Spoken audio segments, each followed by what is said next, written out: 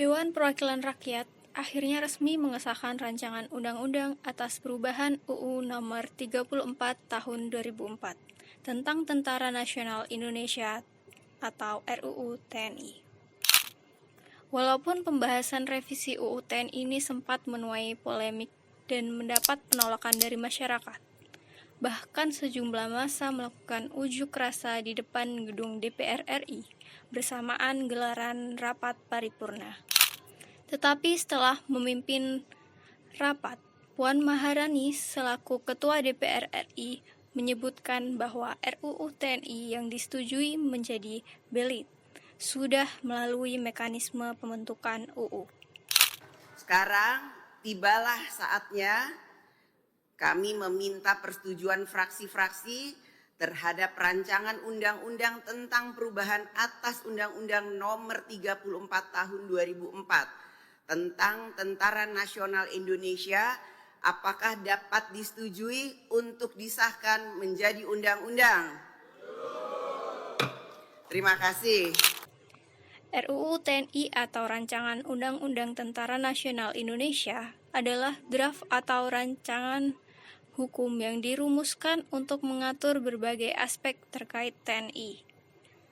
Ini biasanya mencakup tugas, fungsi, kewenangan, struktur, modernisasi, kesejahteraan prajurit, serta hubungan antara TNI dengan institusi sipil dan pemerintah.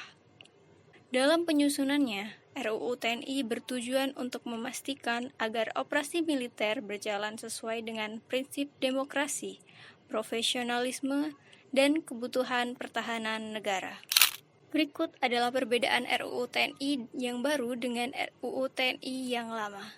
Pertama, penambahan OMSP pada pasal 7 dan penambahan ayat yang awalnya 3 menjadi 4 ayat. Pada pasal 7 terdapat penambahan 2 poin pada operasi militer selain perang yang kemudian menjadi 16 poin.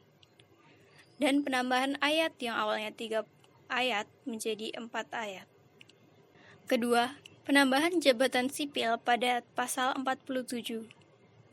Pada pasal 47 ayat 1 UU TNI lama, terdapat pasal yang menyebutkan bahwa prajurit TNI hanya dapat menduduki jabatan sipil setelah mengundurkan diri atau pensiun dari dinas aktif keprajuritan.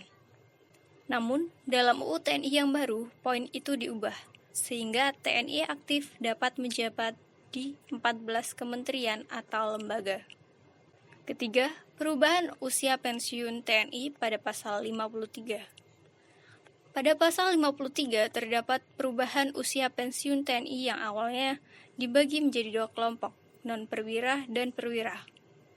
Tetapi dalam UU TNI yang baru menjadi 5 kelompok.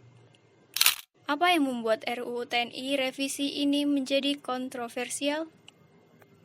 RUU TNI ini dianggap cukup mendadak dan tidak disertai proses perencanaan yang matang. Kelahiran RUU TNI yang tiba-tiba dan langsung menjadi topik diskusi banyak pihak yang menimbulkan banyak tanda tanya. Apakah memang penting dan mendesak untuk merevisi dan mengesahkan RUU tersebut? Perlu diketahui bahwa dalam proses perencanaan RUU perlu proses yang panjang, mulai dari penyusunan, pembahasan hingga penetapannya. Perlu waktu yang panjang dan dilakukan dengan transparan kepada rakyat. RUU TNI ini justru sebaliknya. Tidak ada proses perencanaan yang matang dan transparan. Bahkan draft RUU TNI revisi ini pun tidak disebarluaskan kepada rakyat hingga saat ini. Pengesahan RUU TNI ini dapat berujung pada duifungsi TNI. Dan dampak dari duifungsi TNI pada masyarakat sipil adalah kehilangan kesempatan jenjang karir karena jabatan sipil akan dimasuki prajurit TNI. Kedua, adanya budaya militer yang mendominasi. Ketiga, penyempitnya ruang berekspresi dan berpendapat karena kita harus satu komando. Kita jadi nggak bakal leluasa lagi ngawal kebijakan pemerintah. From the dusty mesa, a looming shadow grows. hidden